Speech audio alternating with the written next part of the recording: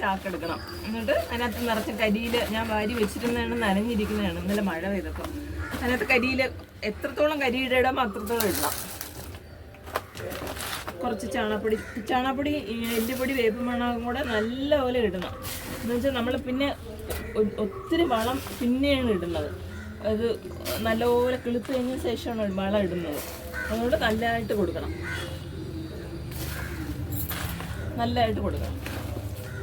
ചകിരിച്ചോറ് എല്ലാം കോഴിക്കാഷ്ടം എന്താ ഉണ്ടെങ്കിൽ അതിനകത്ത് കൊടുക്കണം.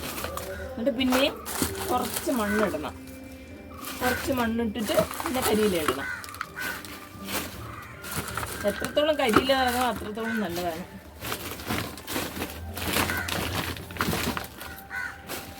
പിന്നെയും കുറച്ച് ചാണകപ്പൊടി,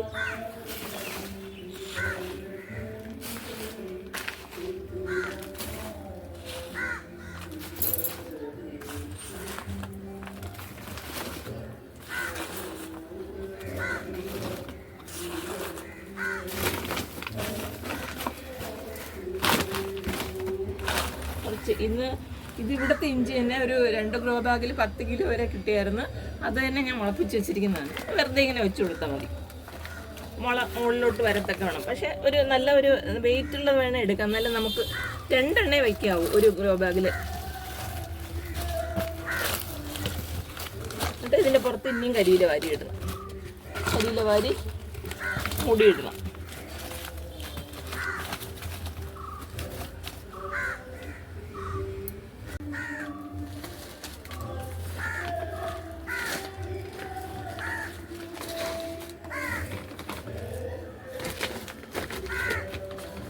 മണ്ണ് വെയിലത്തിട്ട് ഉണക്കിയ മണ്ണായിരിക്കണം.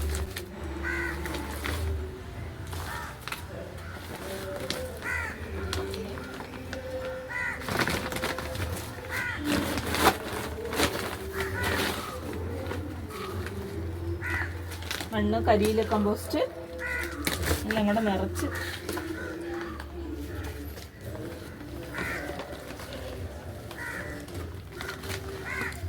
നിങ്ങൾ ചെയ്യുമ്പോൾ ഗ്ലൗസ് ഒക്കെ ഇട്ടോണം.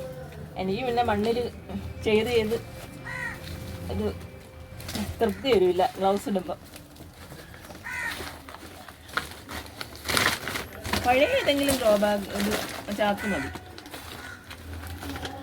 ഒരു കിളുത്ത് കഴിഞ്ഞ ശേഷം പിന്നെ വളം ചെയ്താൽ മതി.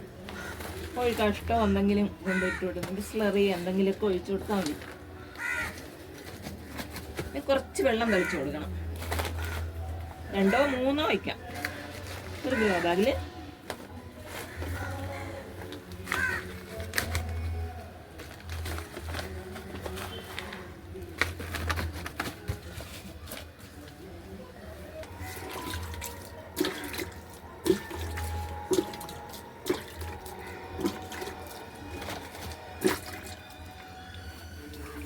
ദിവസവും വിളിച്ചു കൊടുക്കണം. വെയിലാണെങ്കിൽ